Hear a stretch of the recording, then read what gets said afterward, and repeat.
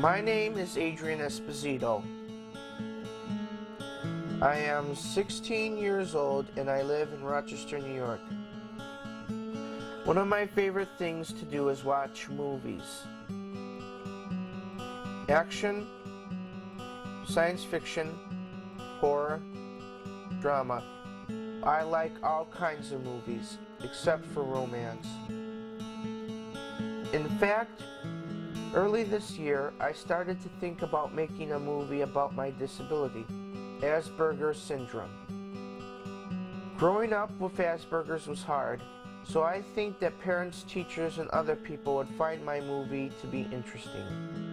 For me, Asperger's syndrome is hard to explain. It means that I'm different, but you know, when I think about it, I'm really not that different from other 16-year-olds. I go to school every day. I enjoy spending time with my family and friends. I have hopes and dreams, and a lot of fun hobbies. So yeah, my Asperger's makes me different, but actually I'm pretty normal. So here's my story, told by myself and other important people in my life. Different and normal, my life with Asperger's syndrome.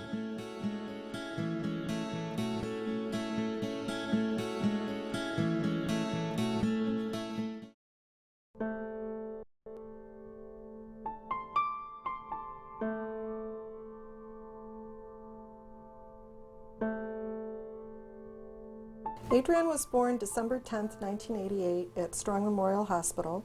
What they were picking up at the hospital was what they called bradycardia, which is, I guess, defined as a momentary stop in his heartbeat. And then when he was born, the umbilicus cord was wrapped around his neck. When I was born, I had to be taken out of my mom's stomach for some reason, but I didn't know the reason until a little later. When he was finally delivered, the doctor said that his Apgar score was normal, and he seemed to be fine. There was no indication of any problems in the medical records. Developmental milestones were normal until the age of 2. Then there was a noticeable language delay. When his speech did start to come in and when he did start to form sentences, his words came out kind of scrambled, so that the noun, the verb, and the object were all scrambled. I've been seeing that I do it for many years. It's chemistry of explosions for many years, and why here? There were fine and gross motor delays. There was also a real sensitivity to noise. He would cover his ears, or a very stimulating environment. He just couldn't deal with that.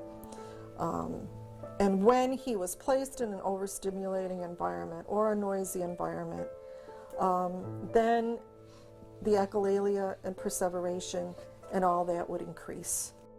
When Adrian was 5 years old, I took him for some very in-depth neuropsychological testing with Dr. Peter Sorman. And at that time, he diagnosed him with pervasive developmental disorder. This was really devastating news to me. I went into a period of denial and grief that lasted for many years. I remember when I was real little, I liked the Nutty Professor, the Jerry Lewis one.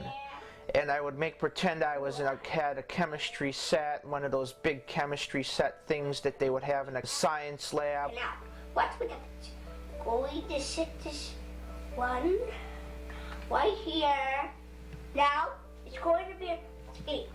Adrian was formally diagnosed with Asperger's syndrome on 2/20/97, and he was 8 years old at the time. Actually, by the time I got this diagnosis, this was not traumatic for me because I had already been coping with the diagnosis of pervasive developmental disorder. I thought, oh my God, he has Asperger's. This is this is an improvement. He's actually made a jump. Asperger's syndrome belongs to a family of syndromes called pervasive developmental disorders. That group of problems are primarily known as disorders of relating and communicating. For Asperger's syndrome, the primary deficit is one of interpersonal relatedness. That's the more preeminent severe impairment that they have. And in fact, with Asperger's, and distinct from autism, the most famous member of that pervasive developmental family, there really is not a particular disorder in communicating. That is not really a disorder of language, but it is mostly about this issue of interpersonal connectedness, interpersonal social interactions. Asperger's is pretty complex. I know for a fact that if anybody didn't know this, that Asperger's was a guy's name, Hans Asperger, and he worked with these children in Germany in the 40s, and he started to call the children little professors. A lot of associated features that go along with Asperger's syndrome, and the secondary most important one after this relating problem has to do with the development of these intense, unusual interests. There could be restricted interests, it could be an overfocus on something that's uncommon. You know, they're not the type of people that you come across when you're out in the community that you see that they have a disability. So when you see them interacting and they may seem inappropriate, they may almost seem childlike because they're so, it's not even an insecurity, they just don't really communicate very well. Some of them are impatient, some of them are, you know, some of them interrupt people by accident, they don't mean to when they're talking. And I think, you know, it depends. I mean, some of them, you can tell if they're different. One of the other more striking things about Adrian, and this is not that unusual for kids with Asperger's syndrome, is that he has this behavior that's pretty noticeable, his rocking. He tends to rock a lot while he's talking. And so I remember, you know, on the funnier side of things, while I'm trying to get to know this guy and his history and his style, trying to figure out whether I'm going to do best by following his eyes while he rocks, or whether I do better to fix on something stationary nearby so that I'm not getting dizzy while I watch him. Sometimes, I don't know if this is for all people with Asperger's, but they rock, you know, like this. I do it sometimes too. I don't know why I rock. It's either when I'm restless or I'm excited or something. When Adrian was 5 years old, the whole concept of Asperger's disorder was kind of a new concept.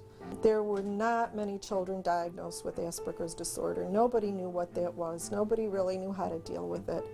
So when you try to explain what was wrong with your child to a neighbor or a stranger or even family members, you had to kind of dwell more in the family of autism for them to really kind of get a picture of what you're talking about. Although it is considered to be within the same spectrum of illnesses as autism, it's really quite a different beast.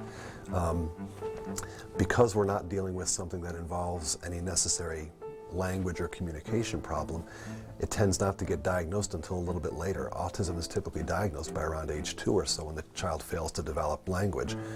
You know, these guys are developing language fairly normally, sometimes precociously. That was kind of scary to people, you know, and they envisioned all kinds of things. I mean, they kind of thought your child would, you know, come with an axe and break into their house or something. Once they found out that my child had Asperger's disorder, really were quite nasty about it, and some of them came up to me and even said, you know, we don't want your child playing with our children.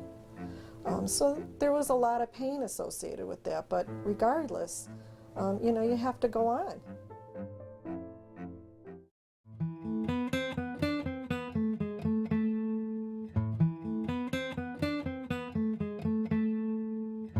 I had a lot of problems growing up, and I think if, you know, like I would get suspended, I was violent, I was really hyper, and I had a long-term suspension. I think a lot of what happens in an elementary school population is that kids are starting to find their way with a peer group. You know, one of their biggest jobs is establishing some sense of interacting with, you know, generally at first same-sex or same-sex peers and diversifying after that.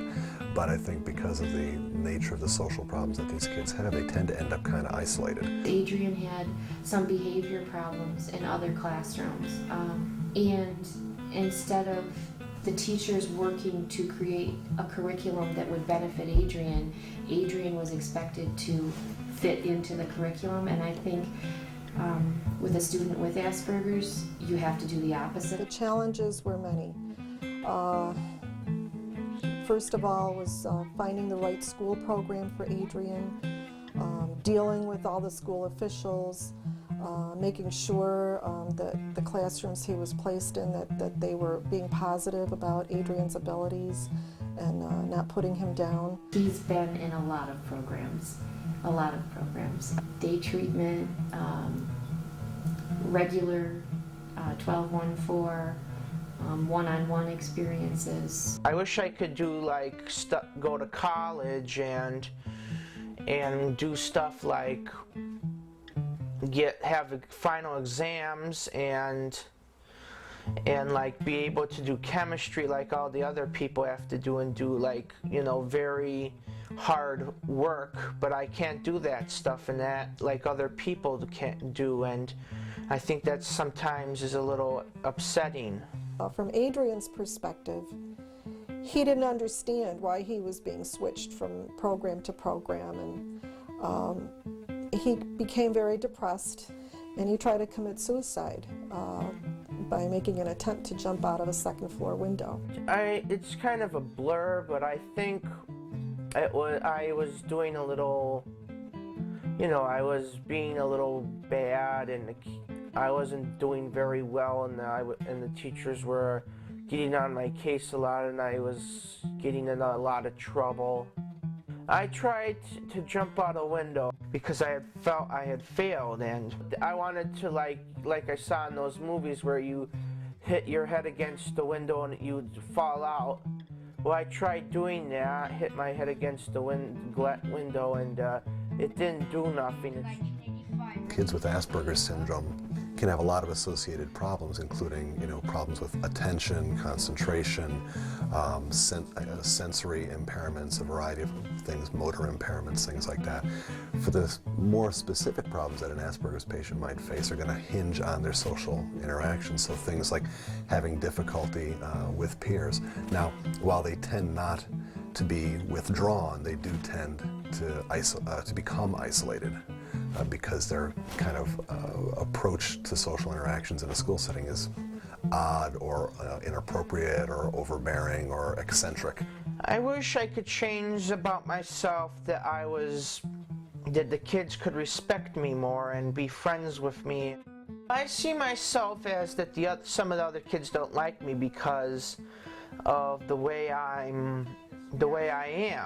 I don't know a lot about them. I don't have the same interests. I always talk about movies with them because I don't know what else to talk about with them. I do think that sometimes Adrian's a little misunderstood in some aspects, because he can be so overpowering with the way that he's thinking, and if he has a question, he has to ask it right then. He really can't wait. Ultimately, he was placed in the most restrictive setting that BOCES has for his high school program. But lo and behold, he kind of thrived in that setting. When I first started working with Adrian, he was very impulsive. His decision-making skills weren't fully developed yet, and he really didn't care what other people thought. He slowly developed, and it was like you turned around one day and he just blossomed into this wonderful young man. Well, I've changed. Like, one, I accept punishments more. Two, if kids are nasty or not that nasty, I can accept that. I don't go out and ballistic because I don't say anything bad to them because I don't want to start any trouble and get into a fight and get expelled. Three, I'm not that inappropriate like I used to be. He started to do very well. They had very dedicated teachers and paraprofessionals who would let Adrian talk about movies, and if he came in with an interest in Plato or Aristotle, they would pull him aside and they would talk to him about that.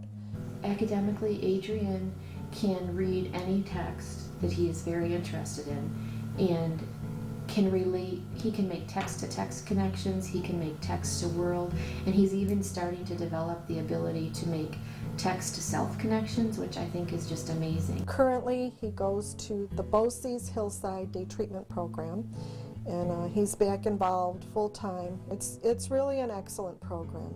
I'm proud. My mom's not upset. I'm proud that I don't keep getting suspended. I'm proud that I'm at a school and a program that I like.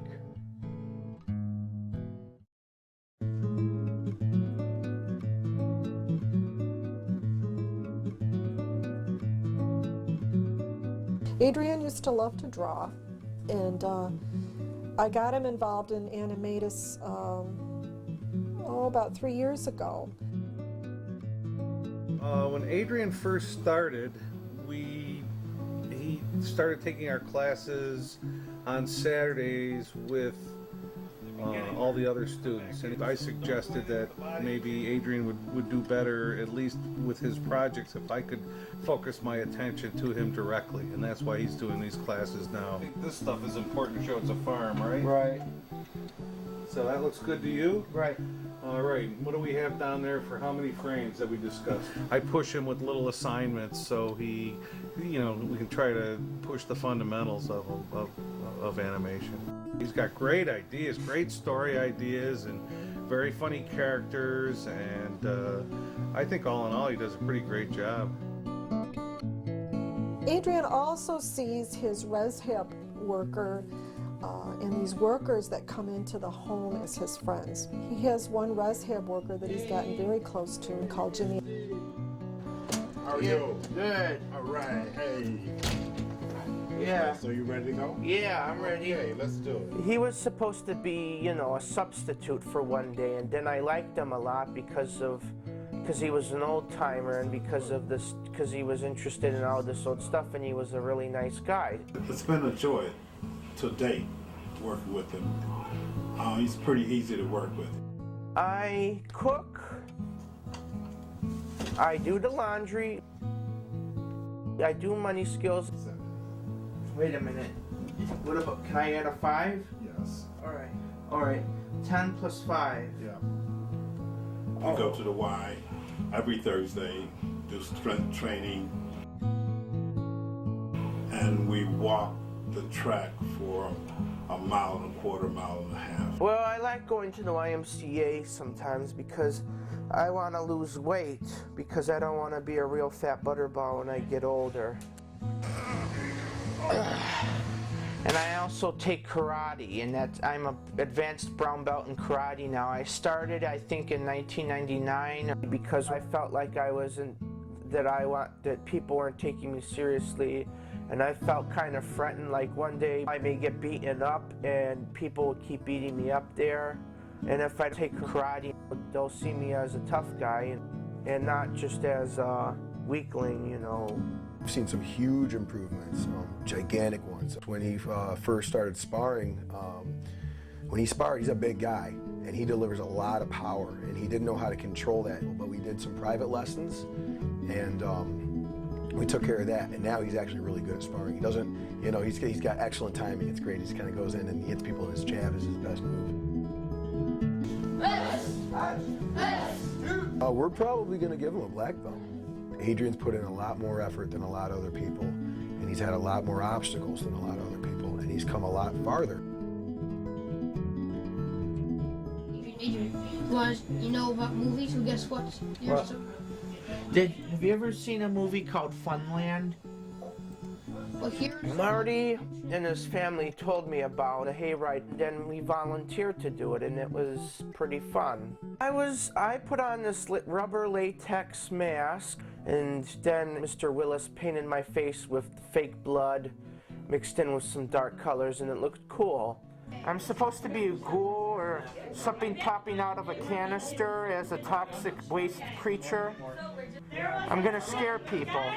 Adrian's gonna do just fine. I have confidence in him. He actually pays attention, he focuses. Little more. Little more. Ah!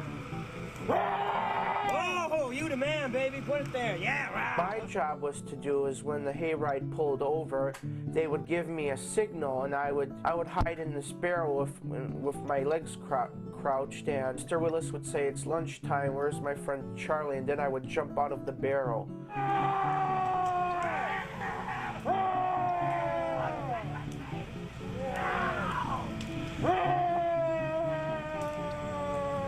It's pretty fun.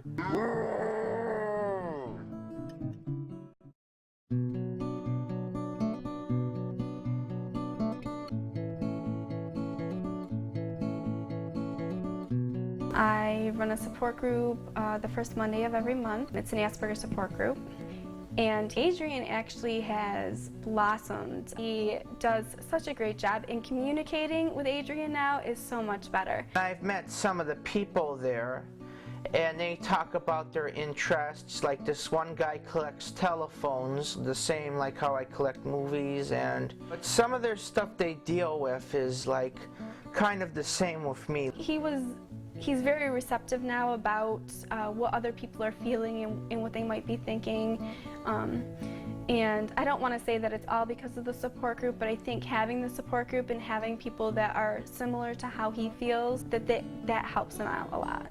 And bottom line, I'm thrilled with his progress. I think that he's just come a remarkable distance, and so much so that it's actually making me rethink my own diagnostic loyalties with certain standard ways of looking at kids like Adrian that tend to be pretty pessimistic about their prognosis versus others that really look at this in a more developmental sense about how do we target the kinds of strengths that we have, knowing that kids, people in general, tend to develop in fits and starts. One thing progresses, something else may lag, and then another area will catch up.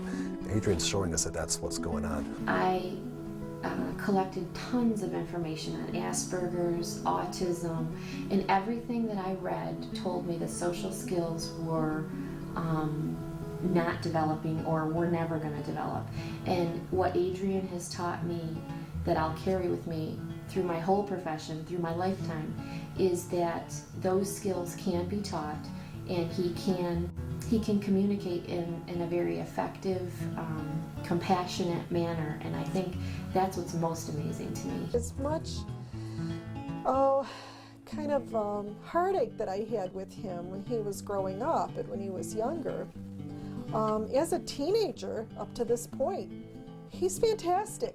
He's, still focused on his areas of interest, the movies, and he's cataloging things, but he's basically a very good kid. Hopefully in the future I can become a filmmaker, directing and writing scripts for my own movies, because I have a lot of ideas for a bunch of movies. My other goals are that when I grow up I become like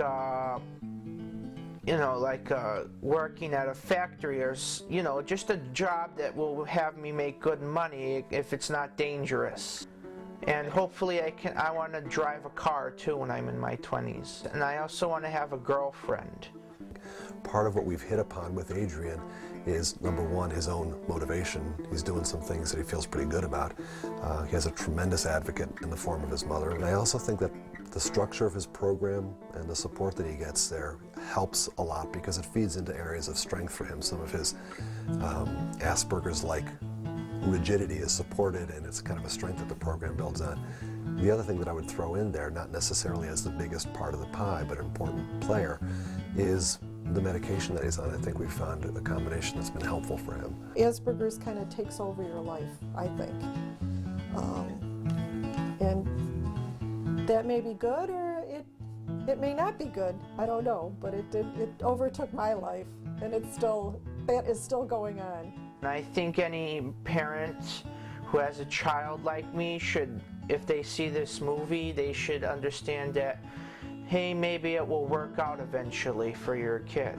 Like if a person had known me a long time ago and saw I was violent and disruptive and pretty stupid, and then when they saw me years later they would think the same thing, I would say no. I would tell them no, because people can change, and they don't stay that way forever. Some people can change.